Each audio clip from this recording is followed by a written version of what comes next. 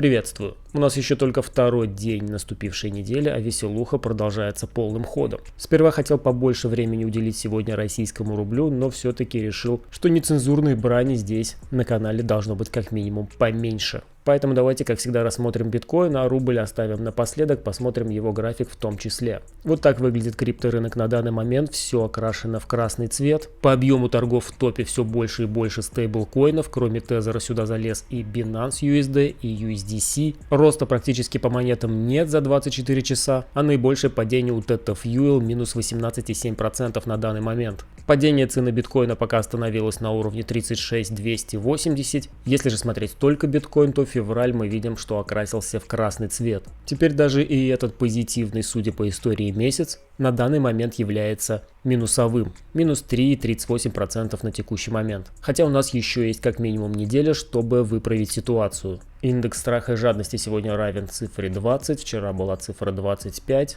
Это экстремальный страх. Вновь мы вернулись по данному показателю в проторговку, которая началась еще в ноябре 2021 года. Именно тогда мы сильно упали и с тех пор совсем ненадолго выбиваемся наверх, но сохраняем текущее значение экстремального страха около 20. Однако отчасти радует тот факт, что сентимент пользователей Твиттера касательно биткоина пошел вниз. Когда преобладают негативные настроения, повышается вероятность того, что цена все-таки будет расти по-настоящему, и это будет не фейковый рост с последующим резким падением. Недавно мы рассматривали уровни вот эти логарифмические на биткоине, и теперь видим, что мы практически пришли туда, куда и ожидалось. Вплотную находимся к уровню 36400. Теперь данные значения будут являться его поддержкой. Верхний же уровень на цене 42600. Как раз этот уровень совпадает с проторговкой, которую мы организовали не так давно. А нижний уровень в 36400 у нас также является неплохой зоной накопления. За последние 24 часа ликвидировано 123,5 тысячи трейдеров.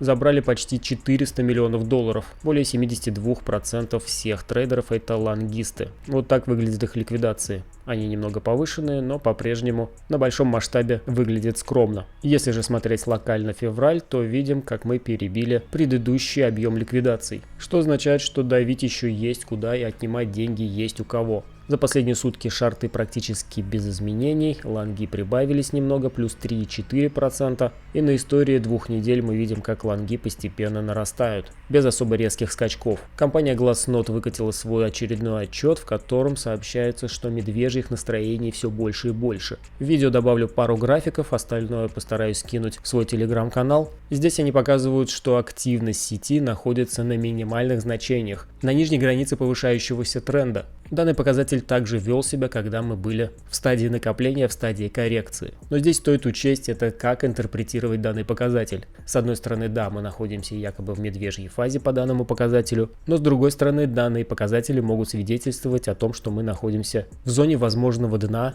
откуда может начаться рост. Также отмечается тот факт, что процент предложения, который находится сейчас в профите, по-прежнему низкий. И обычно, чем дольше люди находятся в просадках, тем более у них становится расшатанная психика, расшатанные какие-то эмоции, и с течением времени они начинают закрываться в минус. И так как по-прежнему большое количество людей не может выйти в профит, вполне вероятно, что они будут закрываться в минус, что характерно коррекционному и медвежьему рынку. И давайте еще упомянем и помянем рубль, курс которого болтает просто как какой-то шиткоин. И вот к вечеру вчерашнего дня он вышел на первое место по волатильности. До этого на первом месте была турецкая лира. Если кто не знает, но я думаю, таких нет, волатильность российской валюты связана с обострением геополитической обстановки, а именно с признанием России Донецкой и Луганской республик. Кроме рубля упал еще и индекс московской биржи. Огромные убытки показывают такие компании, как Сбербанк, Яндекс, МТС и еще огромное количество крупных российских компаний. Вот так выглядит курс рубля, находимся вплотную к 80. Давно я не смотрел этот график, потому что здесь все идет без изменений, рубль стабильно падает, его курс растет, и с предыдущего раза особо ничего не изменилось. Предположительно была коррекция, импульс, снова коррекция, и следующее движение у нас все выше и выше. Куда можно ожидать курс валюты? До этого я предполагал, что здесь у нас был треугольник, после чего вполне возможно был вылет в волне 1, коррекция в волне 2, и дальше у нас также все это все выше и выше. Вот это же движение розовой линии отмечено, это внутренняя структура, также волна 1, 2, далее 3 и в небеса. На данный момент расчетная зона для третьей вот этой внутренней волны на уровне 86 баксов. Нижняя грань может и выше полететь. И, кстати, эта зона совпадает с историческим уровнем, который мы видели еще в январе 2016 года. Вот он, этот пик. Вполне можем также сюда удариться и получить небольшой откат. Тайминги здесь большие, это я на дневке смотрю, поэтому это не обязательно случится в ближайшие дни. Но даже если смотреть на 4 часах, курс рубля выглядит достаточно грустно. Затем после отката можно будет рассчитать уровни, которые могут быть достигнуты далее. И по моему прогнозу, доллар по 100 рублей это лишь вопрос времени. Я доллары постоянно набирал, когда показывал графики, я об этом говорил. Ну а теперь давайте посмотрим менее волатильные валюты. Вот, к примеру, Ripple. Про меньшую волатильность это, конечно же, шутка. Волатильность на криптовалюте тоже будь здоров. Что у нас здесь по прогнозу? Предполагался здесь треугольник. Как вчера говорил, можем сразу отсюда вверх пойти, можем с вылетом вниз. Отмена сценария будет тогда, когда мы пробьем предполагаемый пик волны 1. Пока этого не случилось. Поэтому по Ripple здесь в приоритете для меня вот такая структура. Кстати говоря, в плане торговли покупка была вот на уровне 0.618. И по стопу, по трейлинг-стопу она у меня закрылась. Закрылась она у меня после вылета из этого треугольника вниз буквально вчера. Получилось здесь заработать около 20%. На данный момент пока точки входа в лонг нет, потому что здесь структура для особо непонятливых это не 100% вариант. Пойти наверх это лишь предположение. Тот, кто не в курсе, что такое прогноз, может забить это слово в Википедии и прочитать. Я торгую по вероятностям. Вероятность сейчас отсюда пойти в волну 5 для меня выше, но я жду, конечно же, подтверждения.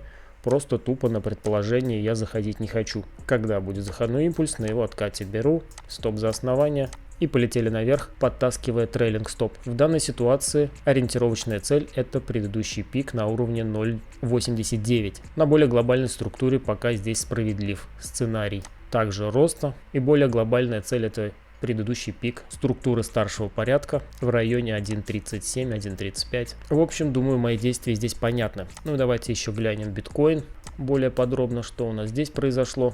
Со вчерашнего дня особо не изменилось ничего, но радует вот такая штука, что здесь пока начали формировать дивергенцию на индикаторе на 4 часах. К тому же у нас идет падение, объемы растут, индикатор также рисует дивергенцию. Это все больше и больше увеличивает вероятность на разворот без перелоя. Но заходить я здесь в лонги не буду, пока не увижу заходной импульс и зайду только на его откате со стопом за основание, как вы, в принципе, я думаю, уже и так знаете.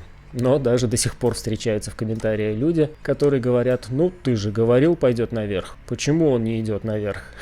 Я даже, если честно, смеюсь иногда даже с таких. И явно видно, что люди просто либо вообще не торгуют, ну, либо наугад заходят в рынок. Отмена сценария с WXY будет тогда, когда мы пробьем вот этот лой на уровне 33 тысяч. До тех пор у нас здесь 3 волны наверх, 3 волны вниз. И справедливым вариантом будет еще раз 3 волны наверх нарисовать, тем самым завершив структуру волны D предполагаемого треугольника в коррекции 4-й волны на биткоине. Благодарю тех, кто досмотрел видео до конца. Ставьте лайки, пишите комментарии, подписывайтесь на канал и на телеграм. Удачной торговли и счастливо!